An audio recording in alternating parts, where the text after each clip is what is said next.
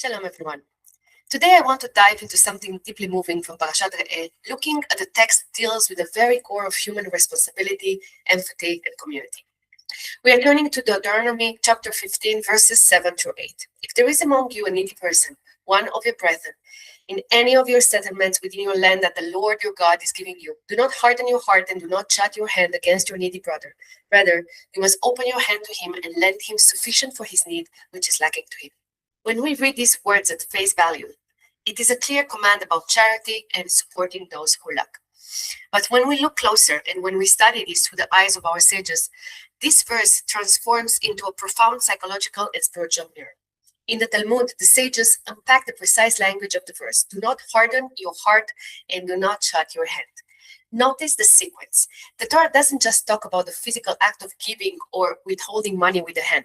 It starts in the invisible inner world of the human being, the heart. Our sages teach us that the closing of the hand is never just a physical act. It is always preceded by the closing, the hardening of the heart. Before a person stops giving to another human being, they first build an emotional wall. They tell themselves, it's not my problem, or they brought this on themselves, or simply, I don't have enough to care. This is the hardening of the heart. Conversely, look at what the Torah demands next. Rather, you must open your hand to him. But the sages remind us that you cannot truly open your hand in an authentic way unless you have first opened your heart.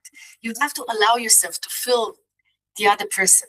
At the same time, when we look closely at how the Torah structures our responsibility, our sages teach us a vital rule of priority. Aniei ircha kodmim. The poor of your own city, your own family, your own immediately circle come first. The verse specifically says, one of your brethren. True charity begins by looking right around us, taking care of those closer to our homes and communities who need us. But Judaism also teaches us balance and wisdom. The Torah tells us to open our hand and lend what is sufficient for their need, meaning we give generously, but we don't give away everything we own to the point of destitution. This is precisely why we have the system of Maaser tithing. The Halakha teaches us a boundary. Give a tenth up to a maximum of a fifth, so that you can support others sustainably without destroying your own household. It's a divine blueprint for a balanced, open heart that gives reliably year after year. This teaches us something incredible about human nature. True social justice, true tzedakah, isn't just a transaction of dropping a coin. It requires an emotional and spiritual stretching. It asks us to look past our own defenses, to refuse to let our hearts become numb to the pain around us, and to recognize that the person standing across from us is part of our own fabric.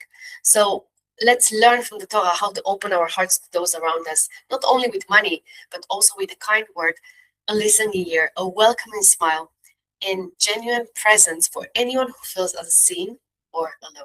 Shabbat Shalom.